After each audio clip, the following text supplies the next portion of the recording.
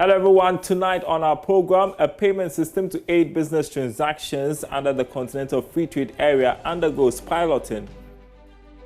Already doing the piloting, including Ghana is part of that. So as soon as the results are positive, we will then roll it throughout the continent. So it's been built, it's being piloted as we speak.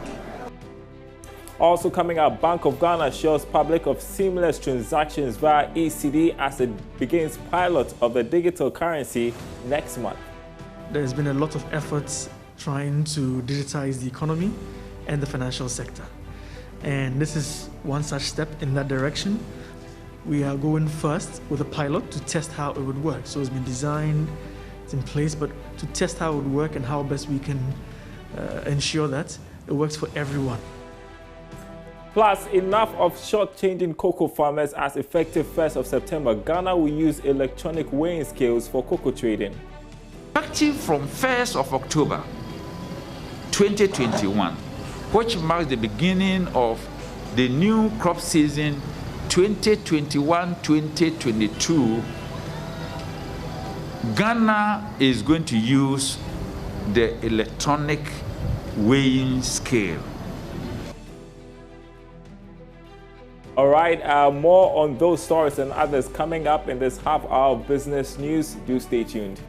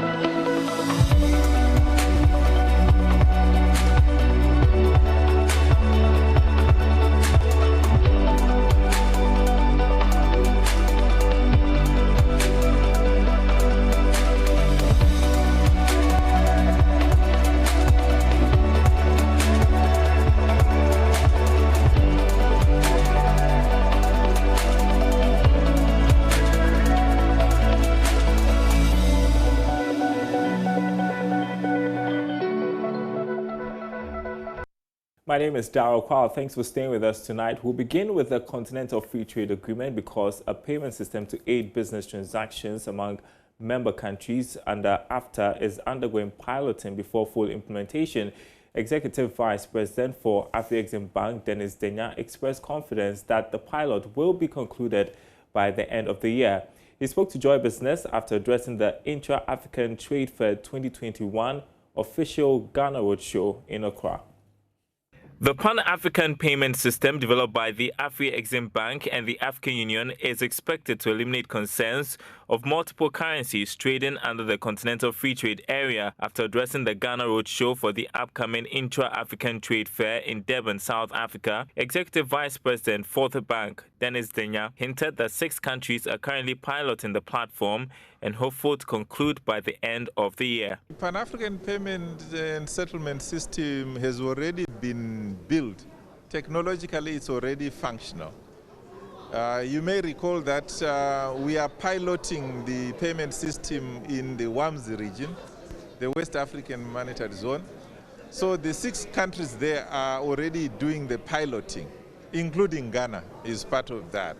So as soon as the results are positive, we will then roll it throughout the continent. So it's been built, it's being piloted as we speak, and it's ready for rollout to all other African countries. When are we expecting the piloting to end? The piloting will end before the end of this year. In a related development, Ghana has been shortlisted to host the 2023 Intra-African Trade Fair. According to Deputy Minister for Trade and Industry, Herbert Krampa, a team is assessing the country's preparedness and will come out with a report soon. Led the team that coordinated the due diligence responses, questionnaires and the inspections that they came to do. It went very well. We believe that we have showed that we have the capacity, we have the ability, we are well positioned to host the Intra-African Trade Fair 2023 here in Accra. They've seen our seaports, they've seen our airports, and they've seen the Ghana International Trade Fair, which is currently undergoing redevelopment. And they're confident that if we're able to meet the timelines for that redevelopment, Ghana should be a suitable place for hosting the fair. So hosting, while the Secretariat is right here in Accra, would give Ghana an opportunity to bring over 60 countries on and beyond the continent, over 20,000 exhibitors, buyers coming to patronize goods and services right here in Ghana. The Intra-African Trade Fair will provide a unique and valuable platform for businesses to access the many opportunities created under the Continental Free Trade Agreement. This year's edition is under the theme, Building Bridges for a Successful After. Well, here at home, the Bank of Ghana is assuring the public of seamless financial transactions, including payments, transfer, and deposits via the ECD as the pilot of the digital currency begins next month. Kwame Opong is head of FinTech and Innovation at the Bank of Ghana. There's been a lot of efforts trying to digitize the economy and the financial sector. And this is one such step in that direction, particularly because for the ordinary person, this actually brings a certain level of security and safety as well as convenience. So today you use cash for certain transactions, and for CBDC, because it's just like cash, you can have it in your bank account, and you could also have it on you to be able to spend outside of a bank account. So you could have it in a bank account or a mobile money wallet and spend it like the way you spend cash today. So from an access standpoint, it's going to be openly accessible by everyone, irrespective of where you are in the country. And you can use it for the things that you use cash for today, for making payments, for sending money to people, putting it in your mobile money wallet, putting it in your bank account, and anything else that today you can use cash for, except in a more efficient and a safer manner. Bring us up to speed how generally the ECD would operate like. We are going first with a pilot to test how it would work. So it's been designed, it's in place, but to test how it would work and how best we can ensure that it works for everyone, not just those who are digitally savvy, those on smartphones and the rest. So people with yams, people who have no access, the market women, people living in rural areas, the urban poor, everyone can access and use a central bank digital currency, the ECD, without any hassle. And that's a process that we've started off with a pilot, and we'll continue to work our way, and we will engage the public and let them know what the next steps are at every juncture. Well, next to some news, which would be an exciting one for our cocoa farmers. Effective the 1st of September, Ghana will use electronic weighing scales for cocoa trading. This is expected to help reduce the abuse of cocoa beans measurement by license-buying cocoa firms, shortchanging farmers for years now. So far, 44,000 weighing scales have been deployed to the LBCs. Joseph Boyne-Edu is the chief executive of the Ghana Cocoa Board. From 1st of October 2021, which marks the beginning of the new crop season 2021-2022, Ghana is going to use the electronic weighing scale. That is what is going to be used throughout the whole country. And as a regulator, we want to announce this, to the notice of everybody, the notice of our farmers, and then also to the notice of all local marketing companies, that the LBCs, for everybody to take note that effective from 1st of October 2021, if you go to weigh your cocoa and it's not Cocoa Board's electronic scale, it means that scale is unauthorized. The authorized accredited scale is what you find. I think they've almost set it up. We are going to demonstrate it for you to see. So that's a scale that we are going to use across the country. And this is going to give some assurance, to the farmers, and also free our land bank companies of all the headache of, you've adjusted your scale and that kind of thing. This scale is going to solve all that problem. You know, it's a scale that is sealed. It's sealed. So once you tamper with it, it means you destroy it, and you have to go for a new one. And we believe that everybody is going to support this cause to improve the industry. We are looking forward to having a very successful year that's coming year. We want our farmers to take note from today that already the weather pattern tells us that we are going to have some rain, little rain in September, and then slightly in October.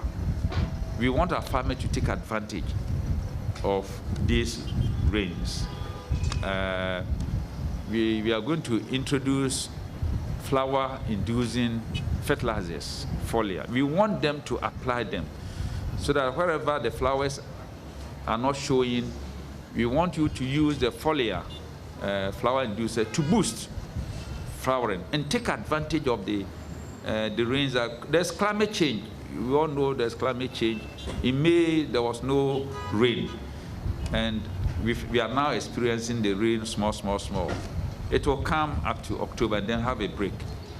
But if we are lucky, we may have rains in December, January, as it happened this year. So when you go back, tell your societies and then your group farmers that we must all take advantage of the coming rains.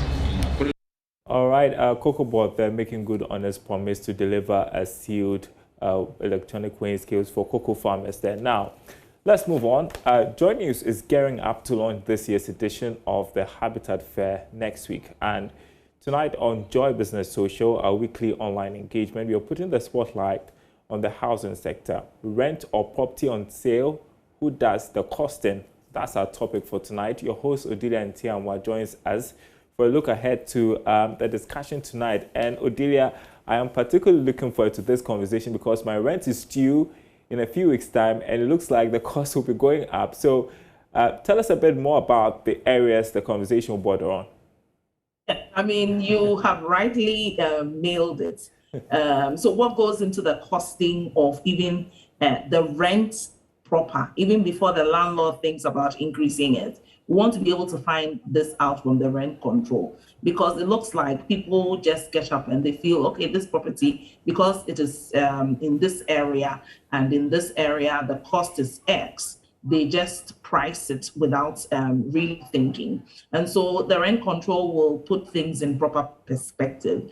And then even when you are also selling a property, you are supposed to do evaluation and then get a proper price for that property. But people just say that, oh, I put in 300,000 Ghana cedis and therefore I should sell it at 400,000 Ghana cedis. And really nobody goes at their tail chasing them for it. And everybody just is doing whatever they like. And so we will be having a conversation also with Amegaibo, who is from Greta, to basically find out how even their members, because they form such a huge number when it comes to those in the property development space and property sales space, and how their members are actually complying, because once they do, I'm sure quite a number will be complying. So it will be the rent control, and then we will have GREDA,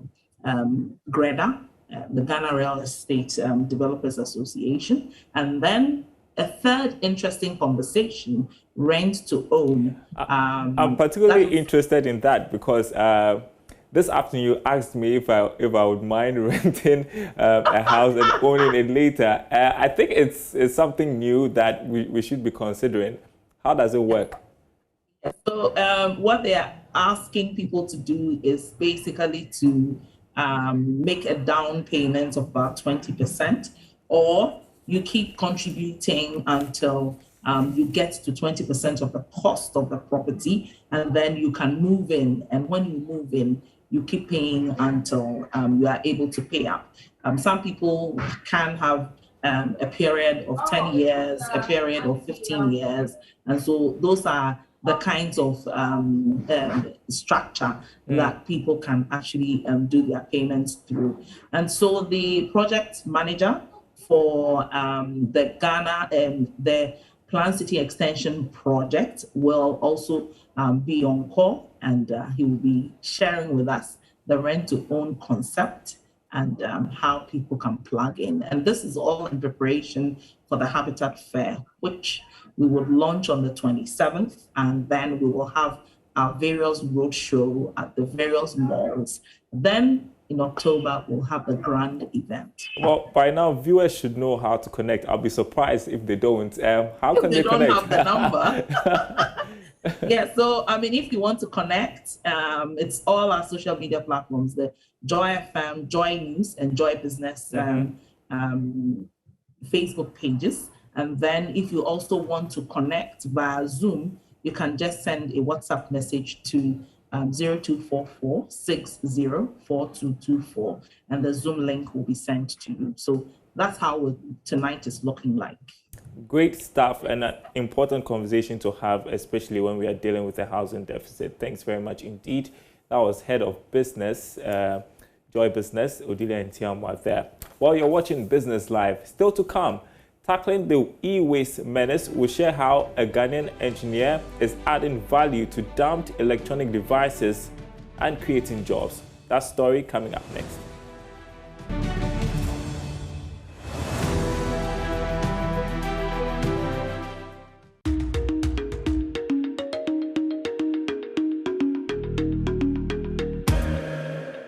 In our previous edition of Money Lab, we looked at saving and investing.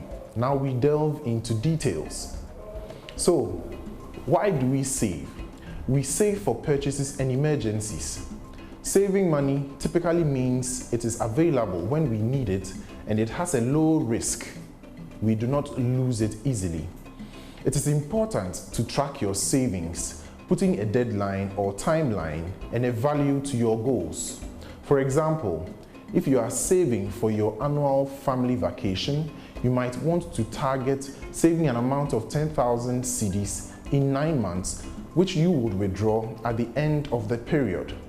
You then know how much you need, how much to save monthly, and the ability to take the money out without fees to spend on that treasured vacation. How about investing? With investing, it is important to invest wisely. You will have a better return if you begin investing early. Understanding different investment vehicles, what they are for, and how to use them is imperative to being successful. We invest for long-term goals, such as our children's college fund or retirement. We use specific vehicles that allow for growth. If our children have more than 10 years before they go to, let's say, the university, we can invest monthly in a vehicle like an education fund or a unit trust. Now, these allow for withdrawals when your child goes to college. Long-term college or university plans can help you successfully reach that goal.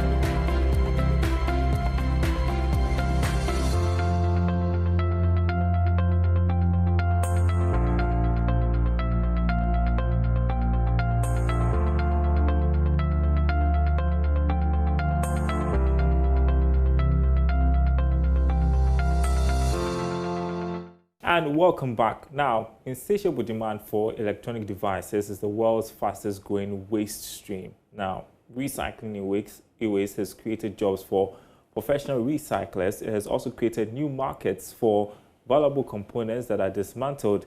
A young Ghanaian engineer is adding value to electronic waste, protecting the environment and creating jobs. Lab FM's Mona Lisa Frimpong visited the EcoSend E-Waste Recycling Limited and filed this report.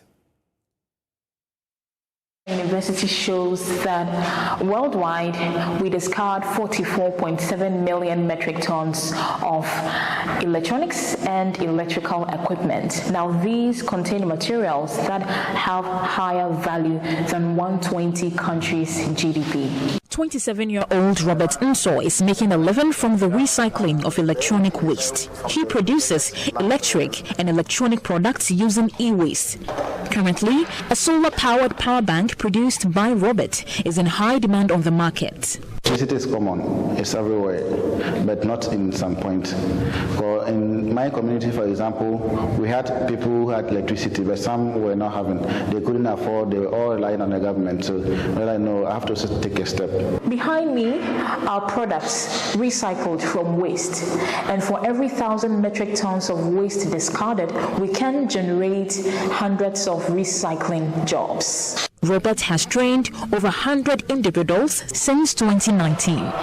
Many are self-employed, others are his apprentices.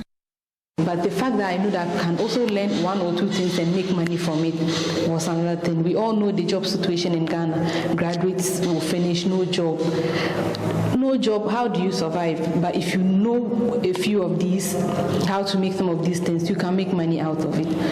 I am in Form 2, Year 2. So I have come here to learn more and more, to get knowledge about many things in the world or to solve problems around my community or around Ghana. Robert Nso has the goal of helping to reduce unemployment and promoting indigenous technology. He plans on training more students in senior high schools. Because we have gotten a neat product, which is the power bank, we are diving into solar. So the training is more about the solar, the water fountain, and the security system. The Ghanaian engineer observes the fast pace of his growing business. However, both financial and technical support from financial, governmental, and non-governmental institutions have been little. The demand is very high. If you market it very well, the demand is there. Support in terms of finances, we haven't received much. Robert Nso is hopeful his business will boost the circular economy. Gradually, the harmful materials produced from e-waste will be reduced in the environment. That recycling was very cheap and affordable. So when you come to our battery, we recycle the laptop batteries to build our power banks and the power system. And recycling batteries is very cheap. You end up buying an old battery for 5 cedis, when the new one is around 100 cedis in town. So buy the old one, the rejected ones, and then come and recycle it and process it into our power packs and the power systems. A sustainable industry can be created to generate less waste and ensure devices are reused and recycled in novel ways. This also creates new forms of employment, economic activity, education, and trade. Mona Lisa Frimpong reporting. A final one for us tonight. MTN Ghana has attributed its 25 years of success to prudent risk-taking and business decisions that have facilitated outstanding growth. Now, speaking at a special edition of MTN Business Executive Breakfast Series, Chief Executive Selom Adadivo said MTN's success story has been hinged on the right leadership and policies. Here's more. The chief executive of MTN Ghana said the belief, spirit and right investment have been critical to the success story of the telecom business. According to him, despite running losses at the beginning of the business, it had the belief in achieving returns going forward as it continued investment in infrastructure and the people. You can't run a business without taking certain risks. And your success has a lot to do with the risks that you were happy to take and how you executed on those risks. I mean, we've taken several risks. I remember when more recently, during discussions around the 4G license, from what I've understood, that if you look at how many devices supported 4G in the market, there was simply no business case for 4G.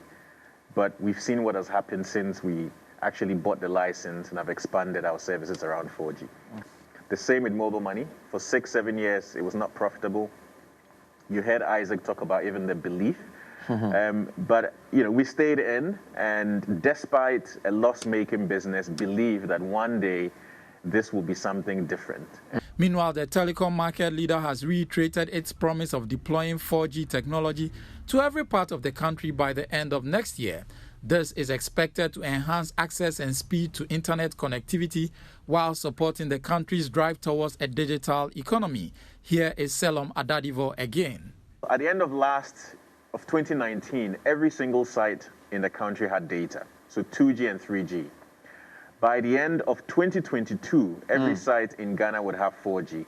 At the end of this year, would have Greater Accra with 4G on every site. So we are coming with faster internet. Senior manager in charge of organizational development, Na Latioko Sena, recounted her early days at MTN Ghana, which has shaped her career. For me, our company is not just about work, corporate stuff. We believe in our customers. We speak to their hearts. We just know what they want and try to deliver on it. But from an employee perspective, we cannot take out the fact that we invest in our people. All right, and that's Business Live tonight. Thanks for watching, everyone. There is more news on myjoyonline.com/business. My name is Daryl Kwao. We'll be back same time tomorrow. Hello, my name is Evans Mensah, and you can relive all the fun and excitement on Top Story, Newsnight, and of course, Ghana Connect via podcast. All you need to do is to log on to myjoyonline/podcast. Search for your favorite show and relive the moment. Joy 99.7 FM, your radio for discerning listeners.